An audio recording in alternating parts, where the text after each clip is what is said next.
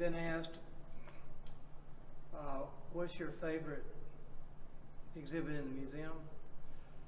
And it's impossible to give you an honest answer on that. But I can tell you that one of the most unique exhibits that we have, and something that every time I see it, I really can't believe that we have it. And that's the exhibit I'm standing by here now. This is, if you've been here, you know that we've made copies, or tried to copy the front of Motown and Stax and Sun, to give people think of, when they leave here, maybe think that they actually, were at those studios. In this case, this is not a reproduction. This is the actual interior from American Studios, which no longer exist, that Chip Moman founded in Memphis. And this is the studio where Elvis recorded his biggest record, Suspicious Minds, In the Ghetto, Kentucky Rain. Neil Diamond did Sweet Caroline. Son of a Preacher Man by Dusty Springfield was recorded here. The Letter by the Box Tops. So many hit songs were recorded, and this is the actual vocal booth.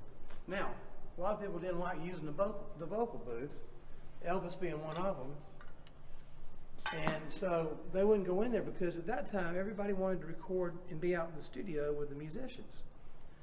And they would put up baffles to keep you from having what they call bleed over from, so the drums don't bleed over into the vocal mic, or the guitar doesn't bleed over into the drum mic or whatever.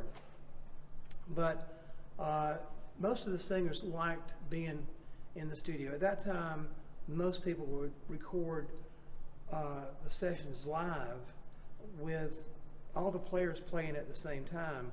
Maybe go back in and fix the vocals, maybe make a new vocal track. If somebody made a mistake, they may punch in and fix the mistake. But for the most part, those records sounded so great because everybody was playing together and feeding off each other. And I call it spontaneous creativity that happened, where you just heard another phenomenal player play something, and it just inspired you to up your game as well. This black door here, this is where Elvis stood.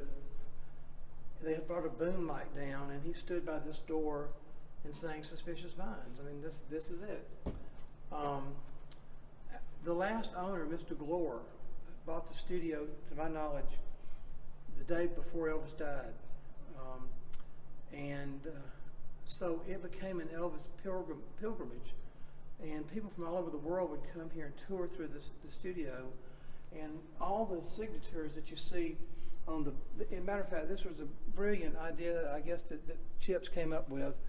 These were baffles that you could, if the room was real live, you could shut the baffles and have the ceiling tiles basically absorb the sound.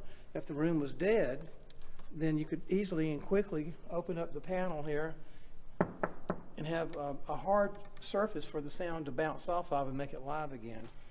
But anyway, they would let the tourists come in and sign their names from all over the world on these panels.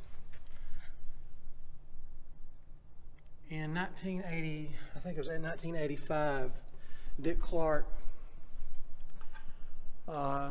shot a movie called The Class of '55, and you can see, if you can look that up on YouTube or whatever, you can see this room with Ricky Nelson and Roy Orbison and I think Johnny Cash. I can't remember who all was on it, but I think that was the last thing that was really done here in this studio.